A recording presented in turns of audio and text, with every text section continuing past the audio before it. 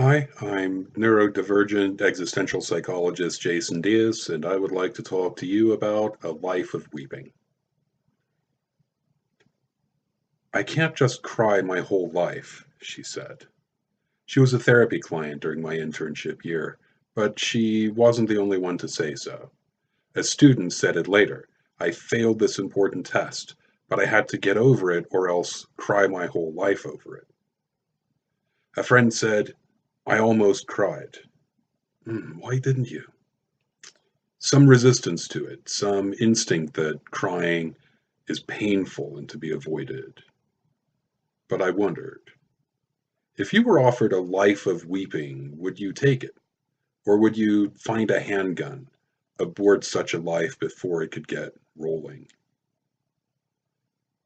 When my father died, 1993, I could not cry. At the funeral, I couldn't.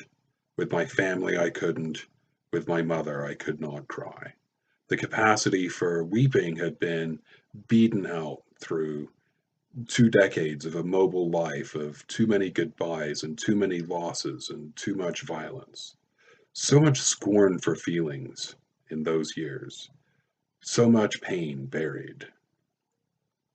These days, I can cry at the drop of a hat. In fact, I like to.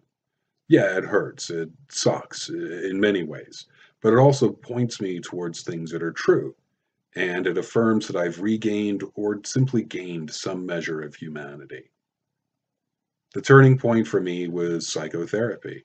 I would never probably have gone except my graduate school required it.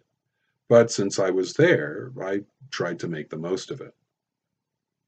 We were talking about the funeral, even then, 14 years in the past, about soldiers folding a flag and handing it to my sister while I choked on grief.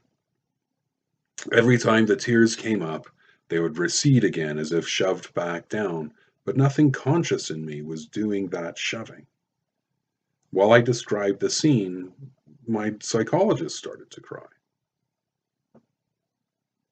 A few little tears and red eyes, a little bit of nasal congestion, and just that easily he pushed through 3 decades of learned repression.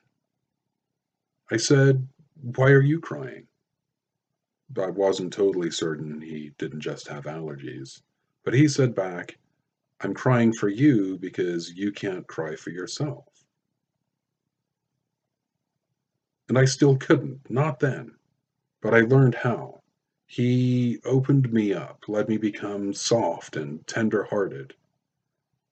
The more I learned to wonder at the world, to comprehend ambiguity, to chase things of meaning, the more I did those things, the more that tears have come into my life. If you were offered a life of tears, would you turn away from it?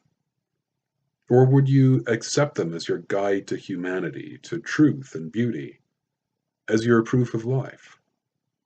Would you turn away from your tears into a living death, toward empty pleasures, days of sunshine you could not really see, of warmth that never quite touched your face?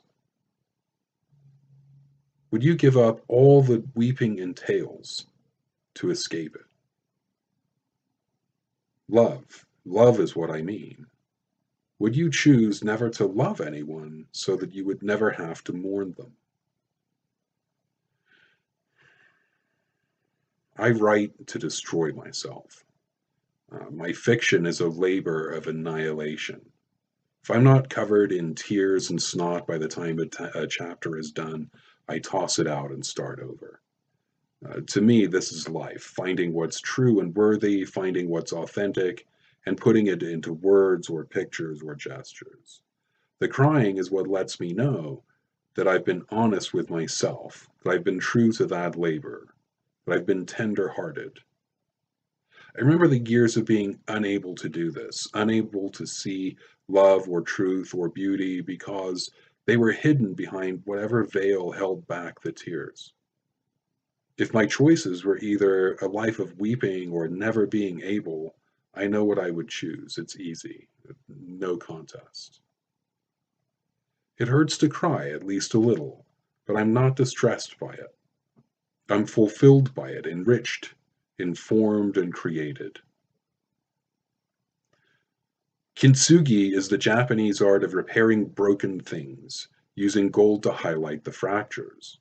The breaks are beautiful, the repairs beautiful. A broken vessel, once repaired, is more beautiful than before it was broken. That's why I do it. That's why I smash myself to pieces over and over in pursuit of something genuine.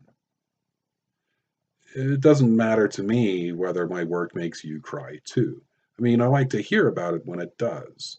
It's my privilege to help people weep over things that are important. But I'm not disturbed or insulted if my work doesn't push your buttons. I know I've told the truth as I see it, given away what's inside of me, and that's good enough. So, would you? Would you give up every future tear knowing the cost? Truth, beauty, and love? Hemingway knew. He said, "The world breaks everyone, and afterward, some are strong at the broken places." He said, "There is nothing to writing. All you do is sit down at the typewriter and bleed." He said, "Happiness in intelligent people is the rarest thing I know." And all things truly wicked start from innocence. A man can be destroyed, but not defeated. And finally, all good books have one thing in common: they are truer than if they had actually happened. I'm Jason Diaz, and if you've enjoyed these presentations, consider stopping by my website, jasondiazauthor.com.